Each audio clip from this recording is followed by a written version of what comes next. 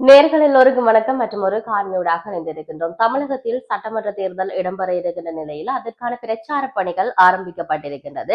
இதிலும் குறிப்பாக தமிழக வெற்றி கழக தலைவர் விஜயை எதிர்த்து திமுக சார்பில் போட்டியிட இருக்கின்றார் சேகர்.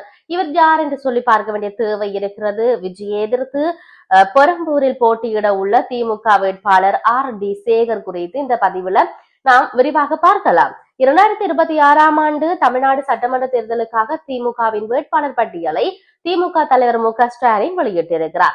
தமிழக வெற்றி கழக தலைவர் விஜய் பெரம்பூர் தொகுதியில போட்டியிட இருப்பதாக தகவல் வெளியாகி இருக்கிறது. இதனால் பெரம்பூர் தொகுதி VIP தொகுதியாக தற்பொழுது மாறி இருக்கிறது. நாளைய தினம் தமிழக வெற்றி கழக தலைவர் வேட்பாளர்களை அறிமுகம் செய்ய இருப்பதாக சொல்லப்படுகிறது. நாளை மறுதினம் வேட்புமனுக்கள் தாக்கல் செய்துவிட்டு பிரச்சாரத்தை ஆரம்பிக்க இருக்கிறார்கள் என்ற விடயத்தை தமிழக வெற்றி கழக தலைவர் விஜய் சொல்லி இருக்கிறார். பெரம்பூர் சட்டமன்ற தொகுதியில் நாம் தமிழர் கட்சியின் சார்பில் வெற்றி தமிழன் வேட்பாளராக அறிவிக்கப்பட்டிருக்கிறார். அதிமுக கூட்டணியில் பெரம்பூர் தொகுதி பாமகவிற்கு ஒதுக்கப்பட்டுள்ள நிலையில் இன்னும் வேட்பாளர் அறிவிக்கப்படவில்லை. திமுக பெரம்பூரில் சட்டமன்ற தொகுதி வேட்பாளராக தற்போதைய MLA சேகருக்கு வாய்ப்பளிக்கப்பட்டிருக்கிறது.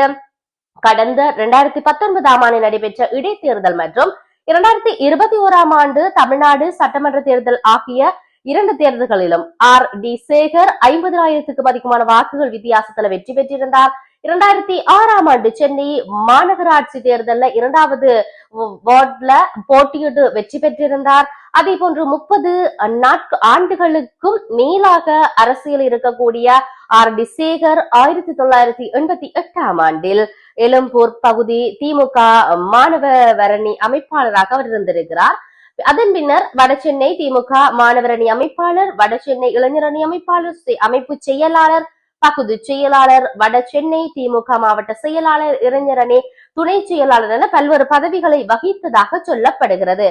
இவ்வாறு இருக்கின்ற பொழுது இவர் சார்ந்து பல்வேறுபட்ட விடயங்கள் வெளிவந்திருந்தாலும் இம்முறை தமிழகத்தினுடைய சட்டமன்ற தேர்தல் பேசு பொருளை உண்டு பண்ணி இருக்கின்றது. அதிக அளவிலான எதிர்பார்ப்பை கொண்டு வந்திருக்கின்றது. தமிழக வெற்றி கழக தலைவர் அந்த தேர்தலில் வெற்றி பெறுவார் என்பதுதான் பலருடைய எதிர்பார்ப்பாகவும் இருக்கின்ற இந்த பின்னணியில ஒவ்வொரு கட்சிகள்ல இருந்து ஒவ்வொருவர் அதாவது தேர்தலுக்காக நிறுத்தப்படுகின்ற நிலையை நாங்கள் பார்க்கக்கூடியதாக இருக்கிறது. எது எப்படி இருந்தாலும் இம்முறை தமிழக வெற்றி கழக தலைவருக்கு அதிக அளவிலான வாய்ப்பு இருக்கிறது என்று சொல்லப்படுகிறது. இருப்பினும் நாங்கள் பொறுத்திருந்து பார்ப்போம் இந்த தேர்தல்கள் எப்படி நகரப் போகின்றது. பிரச்சார பணிகள், வேட்புமனு தாக்கல்கள், அதே போன்று அவர்களுடைய வெற்றிகள், ஓட் போடுகின்ற அந்த நிலைப்பாடெல்லாம் எப்படி இருக்க போகின்றது என்பதை நாங்கள் பொறுத்திருந்து பார்ப்போம். யார் வேட்பாளர்களாக தொகுதிகளில் களமிறக்கப்படுகின்றார்கள் என்கின்ற இந்த விடயத்தையும் பார்க்க வேண்டிய தேவை இருக்கிறது. மற்றொரு பதிவினூடாக சந்திப்போம். வணக்கம்.